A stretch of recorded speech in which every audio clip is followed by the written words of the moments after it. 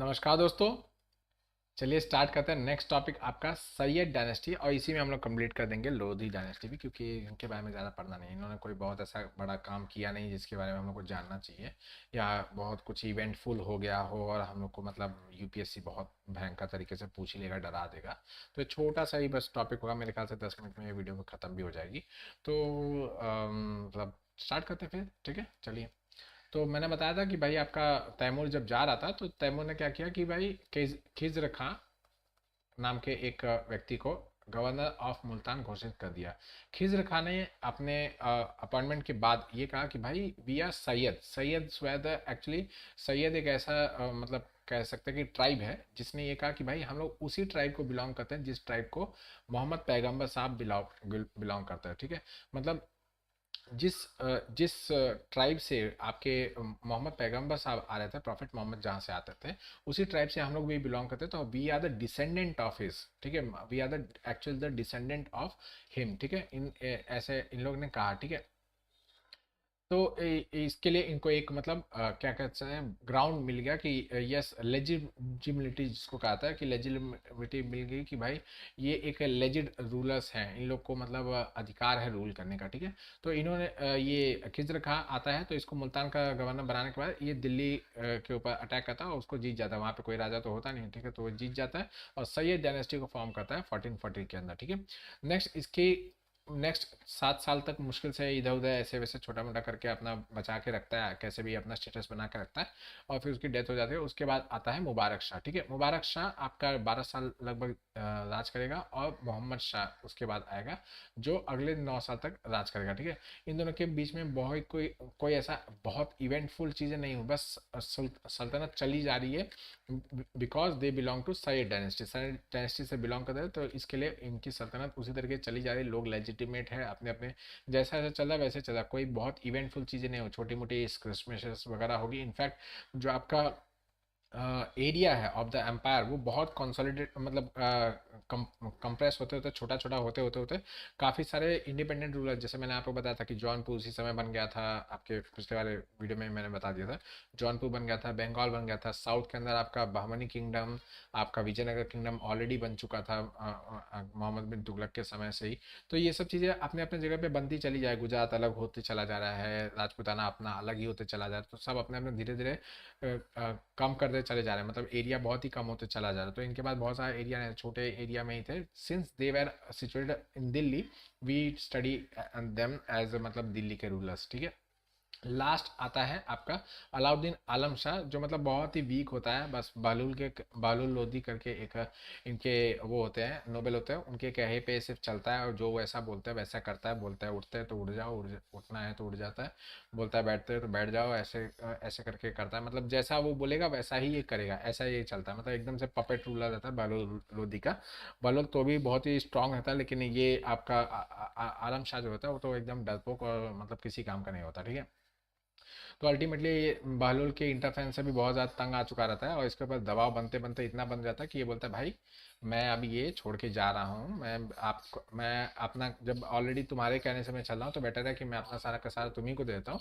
तुम इसको ले लो, तुम थ्रोन पे बैठ जाओ, और मैं जा रहा हूँ ये सब छोड़ छाड़ के कहीं पे मतलब भगवान के नाम में अपना दिन बिताऊंगा, भगवान के ऊपर ज़्यादा ध्यान वगैरह रखूंगा, ठीक है। तो ये अपना छोड़ छाड़ के बालू लोधी को सारा का सारा थ्रोन वगैरह दे के बदाऊं भाग जाता, ठीक है। नेक्स्ट लोधीज जो है, ये लोधीज जो है ये एक अफगान डायनेस्टी है। तो इससे पहले अफगान डायनेस्टी आपकी कोई आई नहीं थी। इसके बाद आएगी सुर डायनेस्टी, ठीक है, वो आपका हम लोग मुगल्स के समय पे देखेंगे। तो ये फर्स्ट अफगान डायनेस्टी थी कि ये आपको याद रखना है। नेक्स्ट और साथ ही साथ फिफ्थ एंड फाइनल डायनेस्टी है आपके दिल्ली सल्तनत का। इसके बाद आपके सीधा बाबर का इन्वेजन होगा, और फिर उसके बाद मुगल्स विल कम, ठीक है। तो सॉरी सॉरी बहलुल लोधी कुछ समय तक रहता है, उसके बाद ये मतलब इसकी डेथ के बाद इसका शायद ये बेटा ही रहता है सिकंदर लोधी, ये इसका बेटा जो रहता है वो बन जाता है, ठीक है। ये कंटेम्प्रेरी होता है महमूद बेगरा, गुजरात का जो महमूद बेगरा था उसका, और साथ ही साथ राणा सांगा का, ठीक है।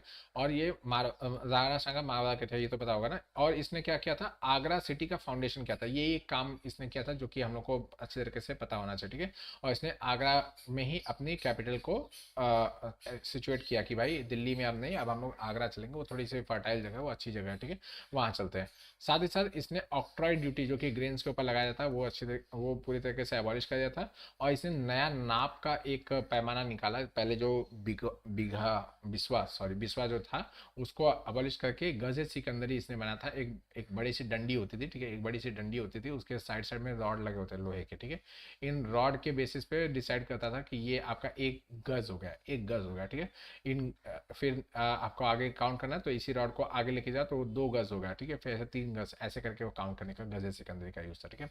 ये बहुत ही ऑर्थोडॉक्स और एक बाइगॉट किंग था, मतलब इतना ज़्यादा ये इस्लामिक चीज़ों को लेके इतना ज़्यादा मतलब कट्टर था, इतना ज़्यादा कट्टर था कि इसने ऐसे ऐसे हरकतें की जिसकी वजह से आसपास, अब आप देख रहे हैं कि यहाँ पे भले महमूद बेगरा है या राणा सांगा है, ये सब सब इसके अगेंस्ट में हो जाता है कि भाई इसको तो पटक के मारना चाहिए, ऐसा कुछ, मतलब ये हमारे ऊपर ज़रा भी रिलाई नहीं करता। और इनफैक्ट सिंस जो भी इस्लामिक चीज़ें करता है, मतलब जजिया का लगाना या ये सब जो चीज़ें करता है, तो राणा सांगा बीइंग अ हिंदू इसको बहुत बुरा लगता है कि और इसके पास लोग भी कंप्लेन भी लेके आते हैं। इनफैक्ट जो दिल्ली में रहता है वो भी कंप्लेन करते हैं, और इसके मेवाड़ के भी रीजन के लोग कंप्लेन करते हैं कि भाई ये दिल्ली का सुल्तान ऐसा कर रहा है, आप उसको हरा के आप क्यों नहीं बैठ जाते, आप तो एक राणा हो, आप तो इतने प्रतापी हो, ऐसे वैसे।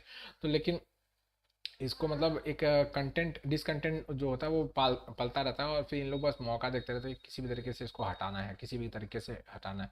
लेकिन ये बहुत ही मतलब एक तरीके से कह सकते हैं कि ये थोड़ा पावरफुल भी रहता है, और काफ़ी इसके जो नोबल्स रहते हैं वो इसके लिए फेथफुल रहता है, क्योंकि बहुत कठोरता से काम करता है ना, और इस्लाम के ऊपर वेटेज ज़्यादा देता है। तो जितने नोबल्स रहते हैं, साथ ही साथ जो थियोलॉजिस्ट रहते हैं, वो सब इसके पक्ष में रहते हैं, सिकंदर लोदी के।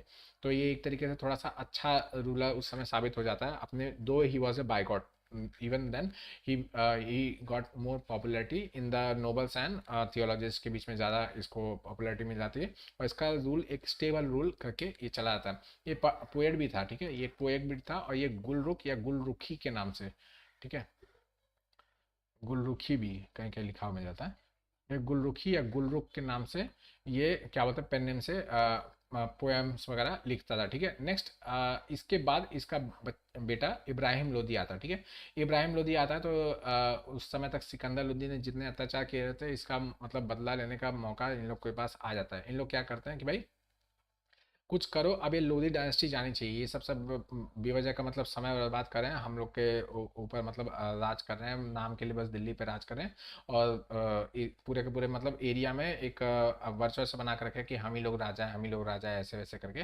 तो उसके बजाय अब इन लोग को हटाना चाहिए और कोई नया रूलर आना चाहिए। तो इसमें बहुत सारे लोग रहते हैं, इनफैक्ट आपके राणा सांगा जी भी इसमें रहते हैं कि भाई इनको हटाओ और कोई नया लेके आओ, ठीक है। तो ये सब चीज़ें होंगी जिसमें ये इनवाइट करते हैं, राणा सांगा जी इनवाइट करते हैं बाबर को कि बाबर आए यहाँ पे, आक्रमण करे, इनको हराए। और वो जानते हैं कि भाई ये आएगा, आक्रमण करेगा, हराएगा इनको, बेइज्जती हो जाएगी, फिर मैं अटैक करूंगा और फिर दिल्ली के तख्त पे मैं बैठ जाऊंगा, ठीक है।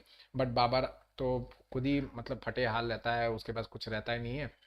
मौका दिखता है उसको कि इतने लोग सपोर्ट में बुला रहे हैं, तो वो आ जाता है अटैक करने के लिए, अटैक करता है और फिर उसके बाद वो यहीं पे रह जाता है, ठीक है। क्योंकि उसको वहाँ पे तो कहीं कुछ मिलता नहीं है, समरकंद वगैरह जीतने की कोशिश करता है ज़िंदगी भर, तो वहाँ पे कुछ मिलता नहीं है। तो वहाँ पे मार खाया रहता है, यहाँ पे आके चुपचाप राजा बन के शांति से बैठ जाता है कि भाई चलो, वहाँ पे तो पिट रहा था, यहाँ पे कम से कम लोग मेरा वेटेज तो कर रहे हैं, मेरे ऊपर ध्यान तो दे रहे हैं, मेरा मतलब मेरा कुछ तो बात भी तो मान रहे हैं।